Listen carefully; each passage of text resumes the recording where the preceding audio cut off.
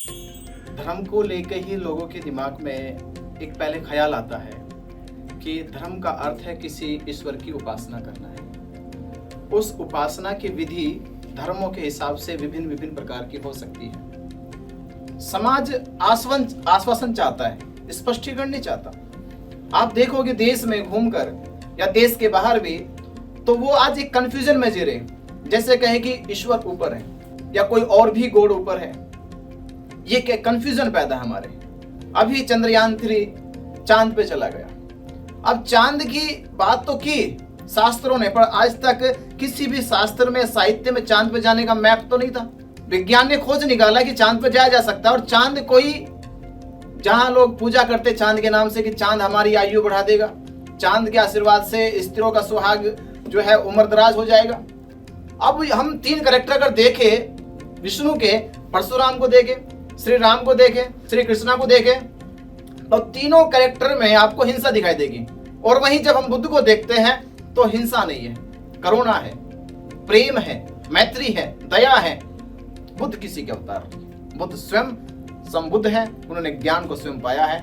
और इस धरती पे बुद्ध और महावीर ऐसे 2 महापुरुष हैं जिन्होंने स्वयं ज्ञान को पाकर मानव कल्याण की बात कही।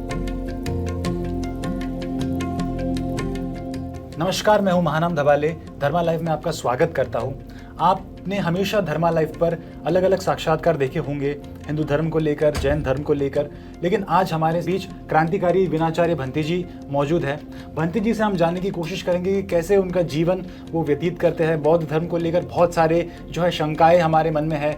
महाकारुणिक तथागत गौतम भगवान बुद्ध हमेशा से जो है शांति का संदेश देते थे, हमेशा से उनके मार्ग पे अनुसरण करने को और हमें उनके पथ पे चलने का हमेशा से ही हम कोशिश करते हैं। तो आज हम जानने की कोशिश करेंगे भंती जी से कि भंती जी, क्या है बौद्ध धर्म और क्या है शांति का संदेश? बौद्ध धर्म क्या है? धर्म को लेकर ही लोगों के दिमाग में एक पहले ख्याल आता है कि धर्म का अर्थ है किसी ईश्वर की उपासना करना है। उस उपासना की विधि धर्मों के हिसाब से विभिन्न विभिन्न प्रकार की हो सकती है। पर जब बुद्ध अपने धर्म की बात करते हैं तो पूरी तरह से विपरीत करते हैं। यानी यहाँ धर्म की परिभाषा ऐसी नहीं है जैसी परिभाषा समाज में प्रचलित है कि धर्म का अर्थ होता है आप ईश्वर को खुश करने के लिए, उसकी प्रार्थना के लिए आपको कोई पूजा वंदना करनी होगी। अगर आप ऐसा करते हैं तो आप एक धार्मिक व्यक्ति हैं।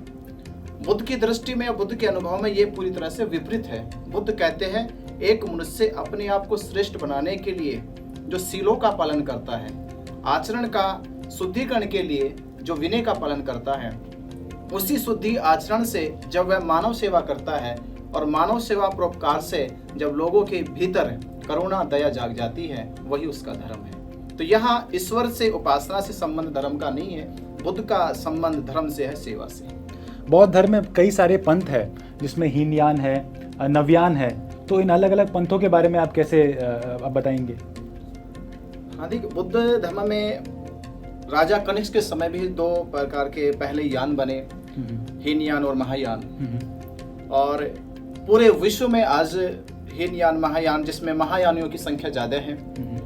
बाबा साहब डॉक्टर अंबेडकर जी के बाद यहाँ जो बौद्ध बने या जिन्होंने बौद्ध के रास्ते पे चलने का संकल्प लिया, तो उन लोगों को यहाँ नव बौद्ध कहा गया जी, क्यों नव बौद्ध हो गए।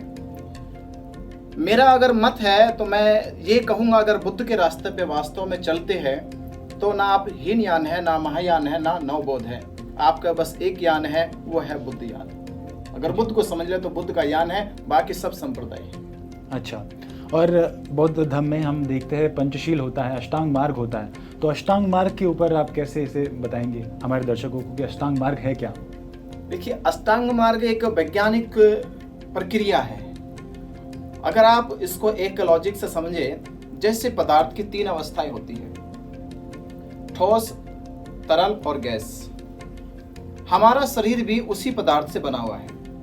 हमारे शरीर में भी 3 प्रकार की जड़ें होती है, जो एक ठोस की है, एक तरल की और गैस की है। तो बुद्ध ने अपने आर्य अष्टांगिक मार्ग को, इस पूरी काया को, जो काया मन और शरीर और वाणी से बनी है, उस काया में एक संतुलन आ जाए, यानी मन, वाणी, काया का एक सामंजस्य संतुलन आ जाए, उसके लिए बुद्ध ने सील, समाधि और प्रज्ञा 3 शब्दों का प्रयोग किया।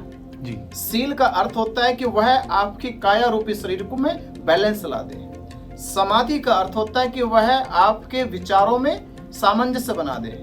उसके बाद प्रज्ञा का अर्थ होता है कि वह आपकी सोच दृष्टि को संयम कर दे। तो बुद्ध ने शील समाधि प्रज्ञा के 3 स्तंभों में 8 प्रकार के अंगों को जोड़ा। वही 8 प्रकार के अंग आर्य अष्टांगिक मार्ग कहलाता है और यही बुद्ध का एक बेसिक धम्म है जो एक मनुष्य को श्रेष्ठ बनाने के लिए, उसे महान बनाने के लिए अग्रसित करता है। ठीक है। अब मैं ये भी पूछना चाहूँगा कि भगवान बुद्ध ने प्रज्ञा के बारे में कहा है, शील के बारे में कहा है, करुणा के बारे में कहा है। करुणा तो हमें पता है कि हमें दयावान होना चाहिए, ठीक है। शील का मतलब है कि शीलवान होना चाहिए, मतलब कैरेक्टर होना चाहिए किसी पर्सन का। तो प्रज्ञा को आप कैसे डिफाइन करेंगे? प्रज्ञा आखिर में उसका मतलब क्या है असलियत में? प्रज्ञा शब्द एक बहुत अद्भुत शब्द है। प्रज्ञा शब्द बहुत सारे धर्मों में, बहुत सारे साहित्य किताबों में भी इसका उपयोग किया जाता है, भाषा के रूप में बोला जाता है। प्रज्ञा शब्द को जब बुद्ध डिफाइन करते हैं, समझाते हैं, तो वो कहते हैं कि जब आप अनित्य को जान लेते हैं, यानी प्रज्ञावान व्यक्ति जब उसके भीतर प्रज्ञा जगेगी या प्रज्ञावान हो जाएगा, तो सबसे पहला ज्ञान उसके भीतर ये उपलब्ध होगा कि वह अनित्यवाद को जान लेगा कि सृष्टि पे कोई भी चीज नित्य नहीं है, सारी चीज समय के साथ परिवर्तित होने वाली है। जब उसे अनित्य का ज्ञान हो जाए यानी उसमें प्रज्ञा जग गई।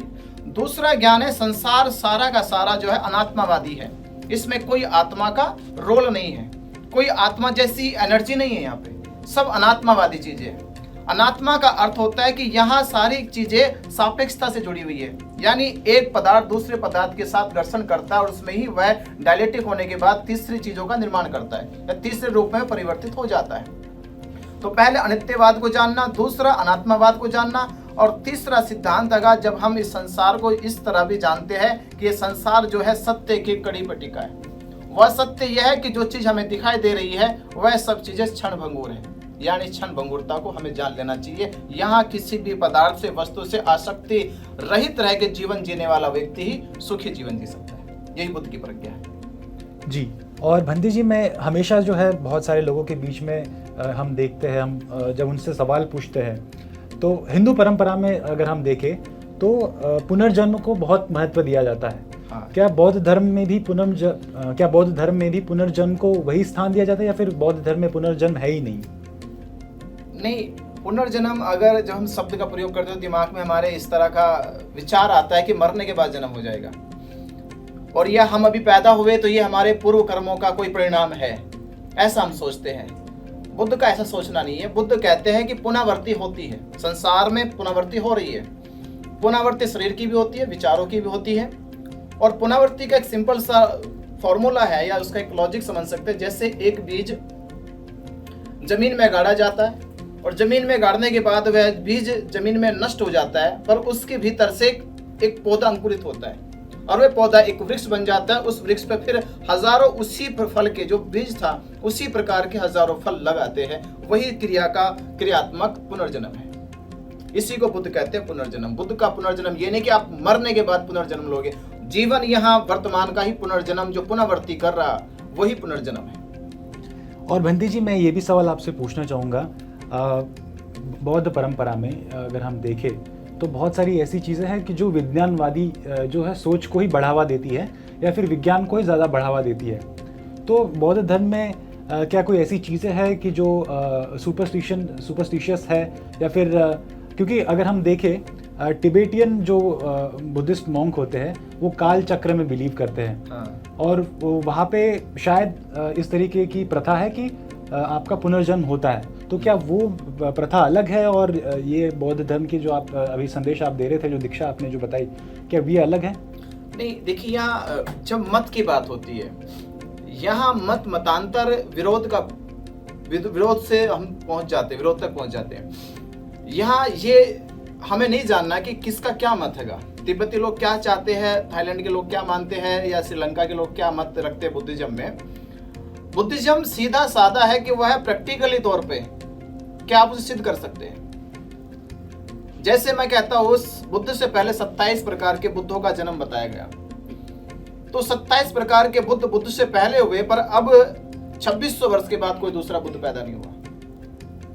और बुद्ध पैदा भी हो जाएंगे तो लोग शायद उसे पहचान ना पाए, क्योंकि हमारे पास ना तो मानक है ना कोई प्रैक्टिकल है।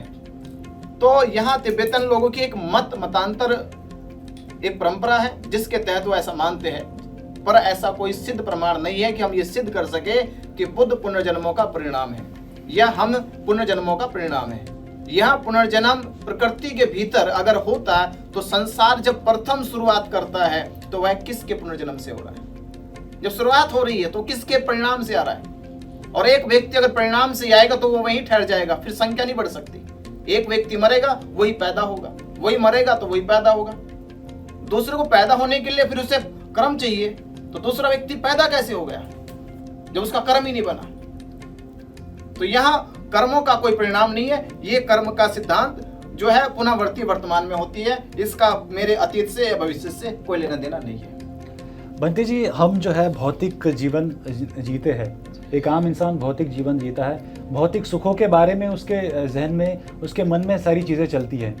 तो इन सब के बीच आपको संतुलन बनाना होता है जीवन में, आपको वक्त देना होता है, आपके परिवार को वक्त देना होता है, आपके दोस्तों को वक्त देना होता है, और एक वर्क लाइफ बैलेंस उसे मेंटेन करना होता है। तो बुद्ध की ऐसी कौन से संदेश है जो उसे खुश रखे और भौतिक जीवन में जो है उसे सुखी रखे?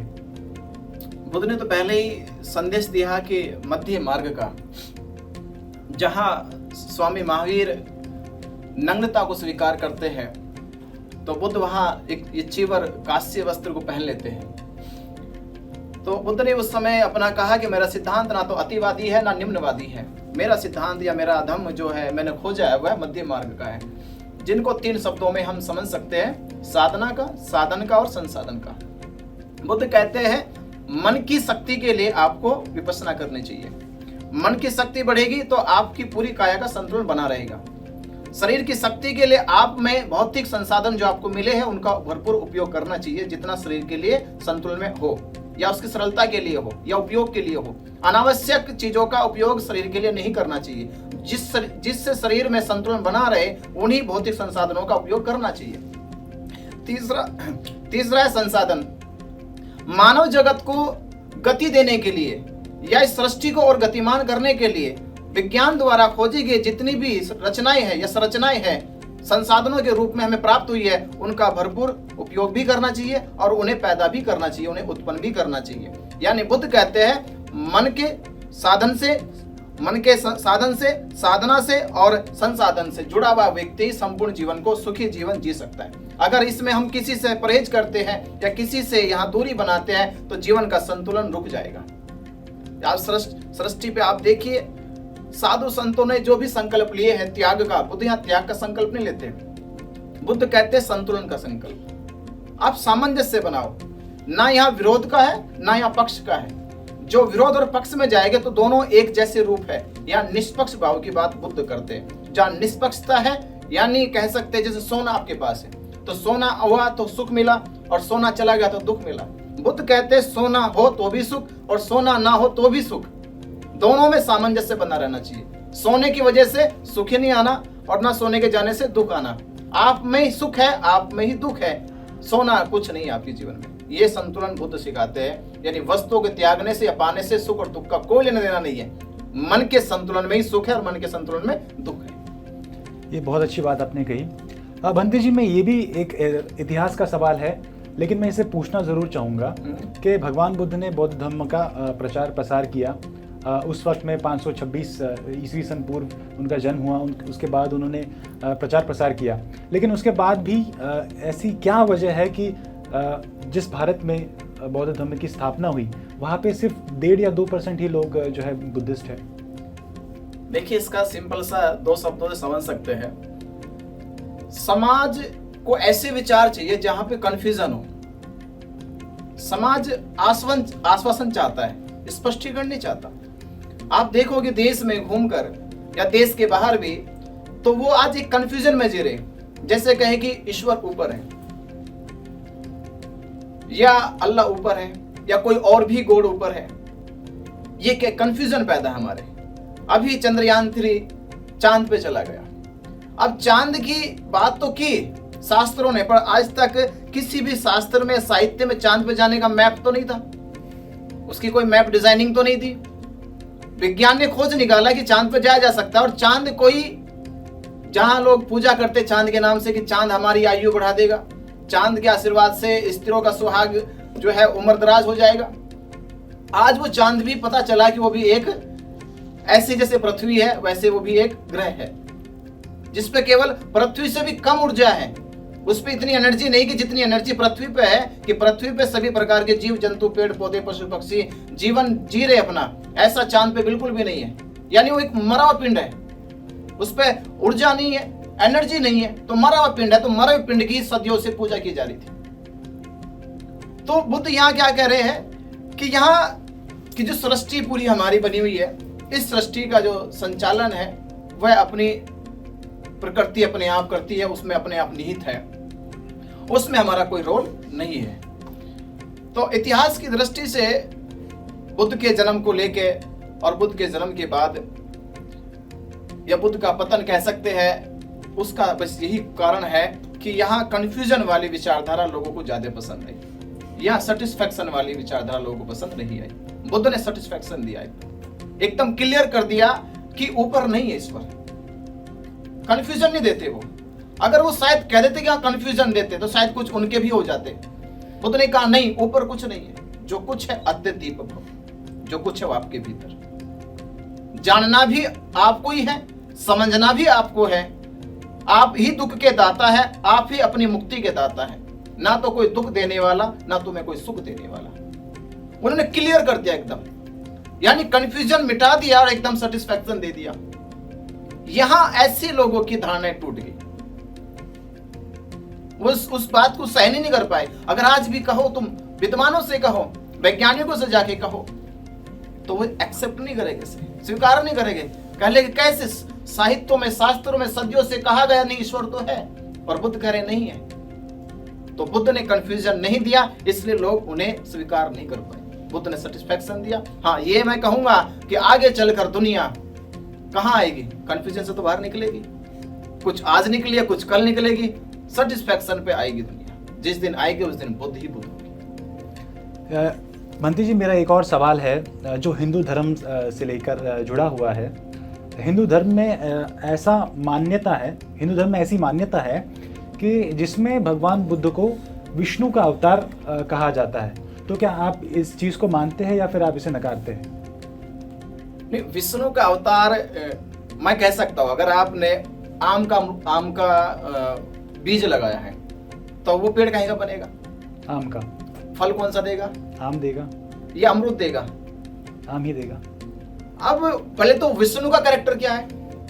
तो विष्णु जिस कैरेक्टर का होगा तो उसका तो उत्पादन करेगा। अगर बुद्ध का और विष्णु का कोई कैरेक्टर मैच करता है, और विष्णु तो पहले अवतार और भी लेते हैं, वो तो परशुराम का भी अवतार लेते हैं। परशुराम के हाथ में फरसा है, वो कत्ल करते हैं, हिंसा करते हैं। वो राम का भी अवतार लेते हैं, राम के हाथ में तीर धनुष है, वो भी चलाते हैं। वो श्री कृष्ण का भी अवतार लेते हैं। अब हम तीन कैरेक्टर अगर देखे विष्णु के, परशुराम को देखे, श्री राम को देखे, श्री कृष्णा को देखे, तो तीनों कैरेक्टर में आपको हिंसा दिखाई देगी। एक ताकत का उपयोग दिखाई देगा, एक प्रतिष्ठा दिखाई देगी, बल दिखाई देगा। और वहीं जब हम बुद्ध को देखते हैं तो हिंसा नहीं है, करुणा है, प्रेम है, मैत्री है, दया है। तो आप सैद्धांतिक तौर पे कैसे प्रूव करोगे कि बुद्ध में विष्णु का कोई भी अंश मिलता है? राम में तो मिल जाएगा, कृष्णा में मिल जाएगा, परशुराम में मिल जाएगा। तो जब आपके अंश ही नहीं मिल रहे, आपकी प्रकृति नहीं मैच कर रही है, तो किस आधार पे कहोगे कि बुद्ध विष्णु के अवतार है? ये तो थोती बात हुई, झूठी बात हुई। आप कोई भी मैच तो कराओ। जब हम किसी भी चीज में मैच कराते तो उसे कंपेयर करते हैं ना, कि इसके कुछ कुछ सिम्टम्स मिलते हैं, तो कुछ कुछ सिम्टम्स के आधार पे ये कहा जा सकता है कि हाँ, कहीं ना कहीं इसी का स्वरूप है। तो आप विष्णु से बुद्ध के सिम्टम्स मिला के देखो, उनकी कुछ ज्ञान और चरित्र के व्यवहार की बातें मिलाकर देखो, क्या मैच हो जाए तो कह सकते हैं, और मैच ना हो तो फिर ये बातें, ये साहित्य लिखा हुआ सारा झूठा। बुद्ध किसी के अवतार नहीं, बुद्ध स्वयं संबुद्ध है, उन्होंने ज्ञान को स्वयं पाया है। और इस धरती पे बुद्ध और महावीर ऐसे दो महापुरुष हैं जिन्होंने स्वयं ज्ञान को पाकर मानव कल्याण की बात कही। मैं कहता हूं ना मैं कि भारत के दो वीर बुद्ध और महावीर। जी, बंदे जी, मेरा जो सवाल है, ये मेरा सवाल एक्चुअली बहुत दिनों से मेरे मन में ये विचार था कि मैं ये सवाल पूछूं। आमतौर पर देखा जाता है या बोला जाता है बौद्ध धर्म में सद्भावना का संदेश हमें होता है, मैत्री होनी चाहिए, मैत्ता होना चाहिए। हाँ। और आजकल के जीवन में जो चल रहा है, जो हिंसा चल रही है, फिर वो राष्ट्रीय लेवल पे देखिए, अंतर्राष्ट्रीय लेवल पे देखिए, युद्ध हो रहे हैं, तो इस बीच बुद्ध कितने कारगर है और कितने सफल है कि उनके विचारों का अनुसरण क्यों नहीं किया जा रहा है? देखिए, बुद्ध ये सिखाते हैं कि बैर को बैर से नहीं जीता जा सकता, अवैर से जीता जाता है। यानी अगर क्रिया हुई, उसकी प्रतिक्रिया में कभी भी सद्भावना पैदा नहीं हो सकती। हम समाज को सिखा क्या रहे कि कहीं क्रिया हुई तो उसकी प्रतिक्रिया दो। बुद्ध यहां मौन है। बुद्ध कह रहे अगर कोई क्रिया आपके अनुकूल नहीं हुई, मौन हो जाओ। अगर वो लग रहा है कि मेरे अनुकूल बात नहीं हो रही है, मेरे विपरीत हो रही है, तो प्रतिक्रिया नहीं देनी, मौनता स्वीकार करो। समाज में मौनता स्वीकार करने के लिए अनुशासन होना चाहिए, सीलों का पालन होना चाहिए, उसका ऐसा चरित्र होना चाहिए। जब चरित्र नहीं होगा तो उसके पास है क्या? द्वेष है, ईर्ष्या है, लोभ है, लालच है। उसके कारण उसमें एक अहंकार पैदा हो गया, और अहंकार कभी भी क्रिया की प्रतिक्रिया देने में चूक नहीं सकता। हमने समाज में द्वेष, ईर्ष्या, लोभ पैदा कर दिया, इसलिए वह छोटी छोटी क्रियाओं की प्रतिक्रिया दे रहा है। वह द्वेष सबसे बड़ा किसके नाम पे? जाति के नाम पे, धर्म संप्रदाय के नाम पे, मजहबों के नाम पर, मजहबों से जुड़ी क्रियाएं, क्रियात्मक चीजों के नाम पर। यहां तक प्रतिक्रियाएं है कि लाल रंग पे, हरे रंग पे, सफेद रंग पे, रंगों का कोई मालिक है क्या? अगर लाल रंग को कोई कहीं पे उसको अपमानित करे तो लाल रंग में श्रद्धा रखने वाले, लाल रंग को मानने वालों का खून पसीना एक हो जाएगा। हरे रंग को करे आप अपमानित कहीं तो हरे रंग वालों की श्रद्धा भावना ठेस लगेगी, वो आग बबूला हो जाएगी। जैसे कि रंगों के मालिक है। तो बुद्ध कहते हैं कि आपके अनुकूल कार्य अगर नहीं हो रहा तो द्वेष मत जगाओ, ईर्ष्या मत जगाओ, कोई प्रतिक्रिया नहीं, मौनता। जो आपके योग्य चीज है वो ले लो, जो योग्य नहीं छोड़ दो। बुद्ध का संदेश है आपके अनुकूल है तो ठीक, नहीं है तो छोड़ दो, प्रतिक्रिया नहीं देनी, तो शायद फिर समाज में सद्भावना पैदा हो जाए। जी बंदे जी, आपने कहा कि मध्यम मार्ग ही अनुसरण जो है करना चाहिए और इसी को लेकर आगे बढ़ना चाहिए। आपसे जो वार्तालाप हुआ, बहुत सारी चीज़ों के बारे में हमने जो है डिस्कशन किया, बहुत सारी बातों को आपने रखा, बहुत सारी बातें जो है हमारे श्रोताओं को भी पता चली। तो मैं आपसे पूछना चाहूँगा कि हमारे जो धर्मा लाइव के श्रोता हैं उनके लिए आपका क्या संदेश रहेगा आगे? देखिए, मेरा धर्मा लाइव के सभी श्रोताओं से एक निवेदन है, और ये निवेदन जात, धर्म, संप्रदाय, मजहब से ऊपर का है। आप एक इंसान के रूप में पैदा हुए और इंसान रूपी शक्लों के बीच में आप रहते हैं। आप ना तो साहित्य लेकर पैदा हुए, ना कोई धर्म का चिन्ह निशान लेकर पैदा हुए। आप एक इंसान की शक्ल में पैदा हुए, और जब आप आंख उठाकर देखते अपने आसपास भी तो आपको इंसानों की शक्ल में लोग या इंसान नजर आते हैं। इससे यह सिद्ध होता है कि मेरा दर्द और उसका दर्द एक है। मेरा दर्द और उसका दर्द एक है, और जब उसका दर्द और मेरा दर्द एक है तो हम दोनों की भावना, हम दोनों का प्रेम एक है। फिर ये साहित्य, ये ग्रंथ, ये धर्म, ये संप्रदाय आपको हिंदू, मुस्लिम, सिख, ईसाई, बौद्ध, जैन के नाम पर या हजारों जातियों के नाम पर अलग अलग करने का जो प्रोपगंडा फैलाया जाता है, वो आपको और आपके समाज को और आपके परिवार को दलदल में धकेलने का, आपका सर्वनाश करने के लिए ऐसे धर्मों के नाम पर आपको उकसाया जाता है। जब हमने पहचान कर ही ली कि मैं भी इंसान, वो भी इंसान, हम दोनों का एक दर्द है, तो क्यों ना आप एक दूसरे के लिए जीवन जिए। और मैं ये कह सकता हूं कि अगर धर्म की कोई मूल शिक्षा है तो वो यही है कि एक इंसान दूसरे इंसान के बीच में अगर अच्छे रिश्ते स्थापित करता है, यही उसका सच्चा धर्म है, यही उसका मूल धर्म है। अगर एक इंसान दूसरे इंसान के बीच में नफरत पैदा करता है, वह धर्म अब कितना भी बड़ा क्यों ना हो, वो केवल मेरी नजरों में कूड़े का एक ढेर है जिससे बदबू आ सकती है, कभी प्रेम नहीं आ सकता। मेरा यही संदेश है, एक इंसान केवल इंसानियत के लिए जिए, संप्रदाय धर्मों से बचे और इंसानियत प्रेम के लिए आगे बढ़े। बहुत बहुत अच्छा लगा हमें आपसे बात करके। आपने बहुत सारी चीज़ों को जो है अच्छे से एक्सप्लेन किया, हमें बताया और मार्ग दिखाया, धम्म का मार्ग दिखाया, मध्यम मार्ग की आपने बात कही। आपने बुद्ध की उन दीक्षाओं को, शिक्षाओं को हमारे बीच में रखा, इसके लिए मैं आपका बहुत बहुत शुक्रिया अदा करता हूँ। और हम कोशिश करेंगे कि आगे भी आने वाले समय में आपसे जो है वार्तालाप हो, बिल्कुल, और साक्षात्कार हम आगे भी ले। और वाराणसी में जहाँ आपका आश्रम है, जहाँ आपका विहार है, वहाँ पे भी अगर हम चाहे तो वहाँ पे आके भी हम जो है देखना चाहेंगे श्रामनेर क्या होता है। बहुत सारी चीज़ें जो ऐसी है जो अभी तक हमने जो है इस इंटरव्यू में डिस्कस नहीं की है, तो वो भी हम जानने की कोशिश करेंगे। कैसा लगा आपको ये इंटरव्यू, हमें ज़रूर कमेंट सेक्शन में बताइए। और धर्मा लाइव को सब्सक्राइब करिए, धर्मा लाइव को देखते रहिए। और आपके जो भी मैसेजेस होंगे या फिर आपके कुछ सजेशंस होंगे हमारे लिए, वो भी आप बिल्कुल कमेंट सेक्शन में बता सकते हैं। कैसा लगा आपको ये इंटरव्यू, हमें ज़रूर बताइए। देखते रहिए धर्मा लाइव। तब तक के लिए मैं महानाम धबाले आपकी इजाज़त लेता हूँ। नमस्कार।